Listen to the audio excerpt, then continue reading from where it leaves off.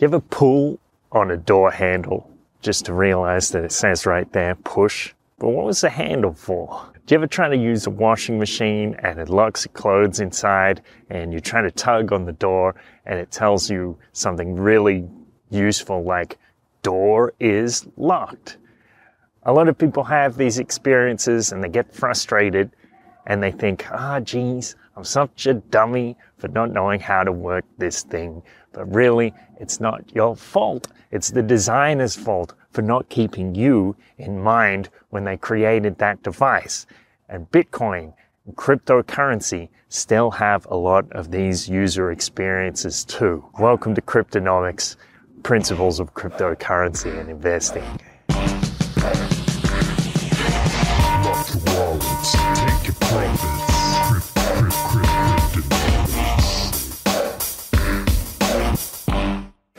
Welcome to Cryptonomics once again. Thank you so much to all those people who are sharing these videos and podcasts and posts on Facebook. And thank you to all those people who are giving those 5-star reviews on iTunes, because that really helps me out a lot. When I first started using the internet, I had to use the IP addresses. So I had to type in the numbers for a site. I couldn't just type in a word like google.com. There wasn't any Web 2.0. There was barely even Web 1.0. I could connect to a university site and maybe download some photos and some documents, but no animation, no video, not even any hyperlinks. Pretty boring. And of course, if you didn't know the numbers for a site, there weren't really any search engines. So if you didn't know the numbers, you just couldn't go to the site. This is the first browser. It's dominated by text and hyperlinks, maybe a couple of pictures. Compare that with the internet of today. Rich, interactive, customized for you. We would never go back to that picture on the left after experiencing this. If the internet had remained as user-friendly as it was then, do you think it would have become as popular as it is today? Or do you think it would have been purely the domain of a niche market of nerds?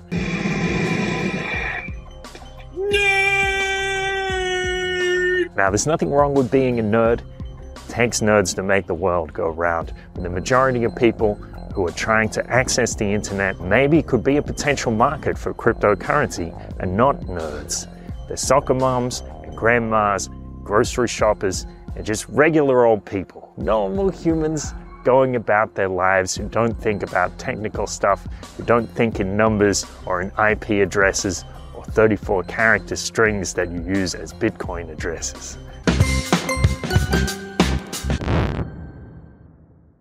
When I first started using Bitcoin, I had to download the entire blockchain to my computer. And with the software at the time, it might take a day, maybe 2 days, maybe 3 days, and you couldn't use all of the functions of the software until the blockchain had completely downloaded. I remember downloading the Litecoin blockchain to my computer, first from a torrent, because the wallet software was too slow. Then I cryptographically verified it to make sure I got a true blockchain. Over time, they improved the Bitcoin wallet software, so it took a lot less time to download the blockchain. But even in 2014, my buddy Aaron suggested this idea for a business, a Bitcoin cafe, where you could walk in, connect to the Wi-Fi, and download an entire node very quickly. Fortunately, that idea is now obsolete. Pretty soon we got web wallets like blockchain.info, and then we had light wallets like Electrum, which changed the game a bit.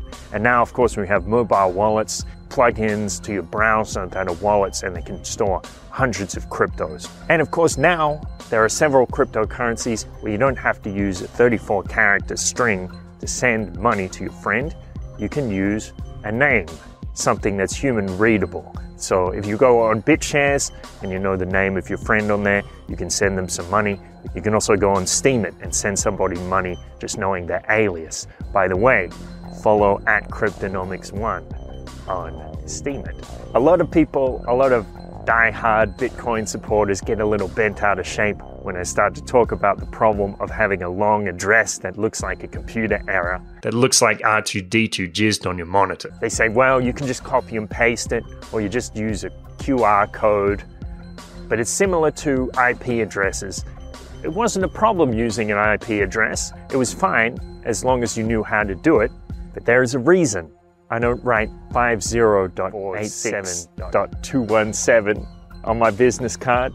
I just write cryptonomics.space because people can understand it, they can read it, they might even remember it. Now, there's no question that Bitcoin and cryptocurrencies are easier to use than ever, but to really gain adoption, you can't just be good. It needs to be outstanding. It needs to be better than the competition. And that's why you need things like transactions that you can dispute, private payments, automatic payments, even discounts for using cryptocurrency. Successful cryptocurrency doesn't need to have all of these things, but it does need to have a level of service that people expect.